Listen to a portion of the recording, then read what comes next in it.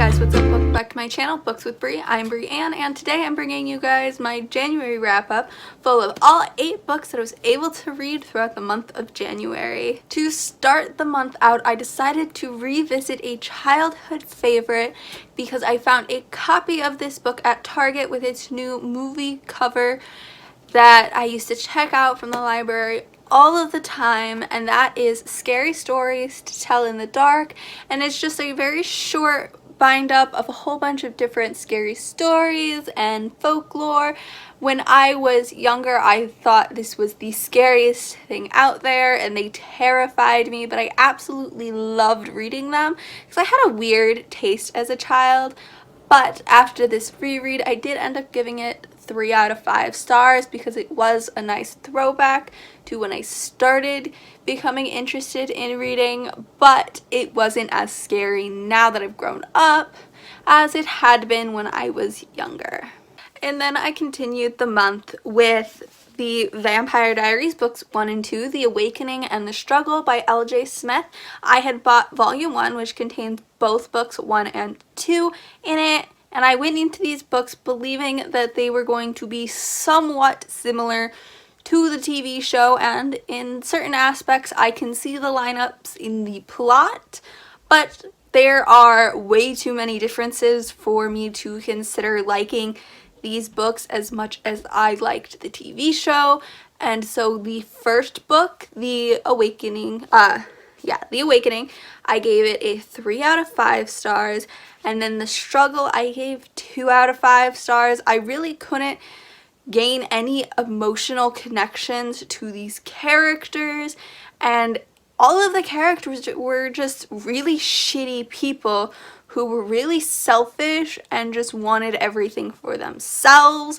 The only character I can see as slightly redeemable is Damon because of what he does at the end of the second book to get Elena's diary back from Caroline. That's all I can see. The rest of them were all kind of really shitty people.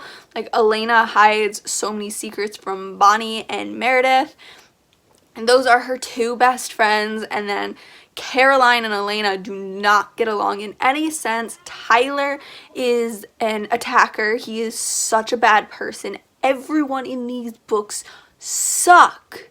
Even Alaric Saltzman flirts with his students. It is so bad. I cannot recommend it unless you want to compare it to the TV show.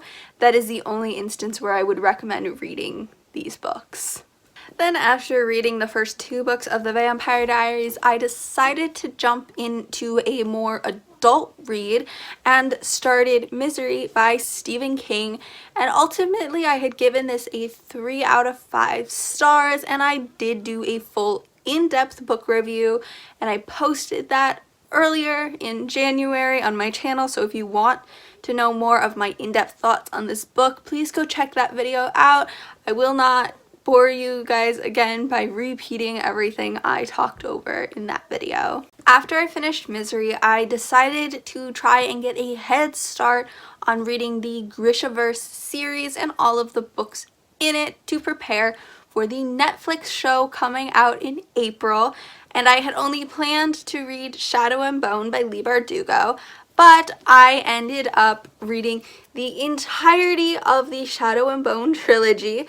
And so Shadow and Bone, the first one, I think was a really good starter book and introduction into the world. I ended up giving it a 4 out of 5 stars just because there were some aspects in here that were slightly unbelievable and a little stretched and made the main character seem super naive to the entire world, even though she wasn't, because she lived in the world and knew how it worked. And then the second book, Siege and Storm, was one of my absolute favorites, and we were introduced to my favorite character, Captain Sturmhold. That's how you pronounce it, I believe. And I ended up giving this book also a 4 out of 5 stars because there, again, were some aspects in here that were slightly stretched and a little unbelievable, making the main character seem naive to how the world worked. And I really just didn't like the ending of this book. I thought it was a little weak. But then for Ruin and Rising, the final book in the series, I gave it a 5 out of 5 stars. And I know that's a little controversial because anyone I have asked about how they felt about the last book really didn't like it. They really did not like Mal and Alina's ending and the Darkling's ending. But personally, I think it was really well done, and it gave the main character an excuse to have the life she wanted in the end. And so I think that was really cool, and I think it was really well done, and it tied off the series a little really well, there we go.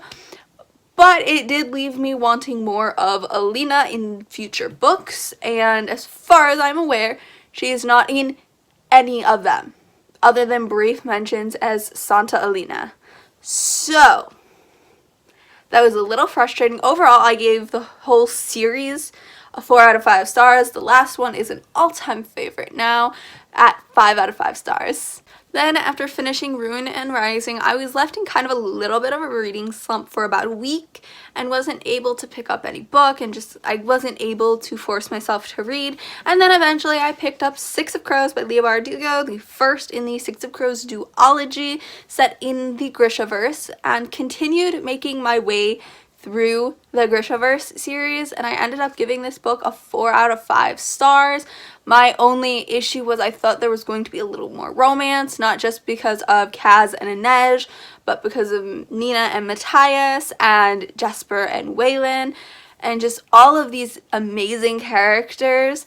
My only issue was I had come to the realization that all of the characters in the show were going to have to be aged up, and that really didn't make any sense, which kind of frustrates me because the Grishaverse series is kind of revolving around the theme of why are you making kids do all of this when they're surrounded by adults who could probably solve it if they just thought about it a little bit.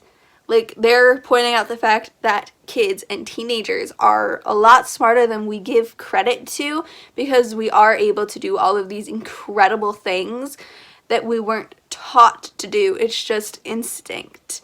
And so I really enjoyed this. The dynamics between all of the characters were super cool and in-depth, and I loved them. And everyone was super individualized. And then I listened to the audiobook while following along in this one, and I think it gave a different kind of vibe to the book and allowed me to have, because it was a full cast thing, there were different voices for the characters. It allowed me to individualize each character even more in my mind, and I thought it was just spectacular. Alright guys, that was it for today's video. I hope you enjoyed. Please don't forget to like and subscribe, and let me know down in the comments section below if we read any of the same books this month or any of your favorite books that you were able to read in the month of January. And I understand that a lot of people weren't able to read as many books as I was, and I'm super grateful, and I am in no way bragging. I just wanted to share my thoughts and opinions on these books with you guys.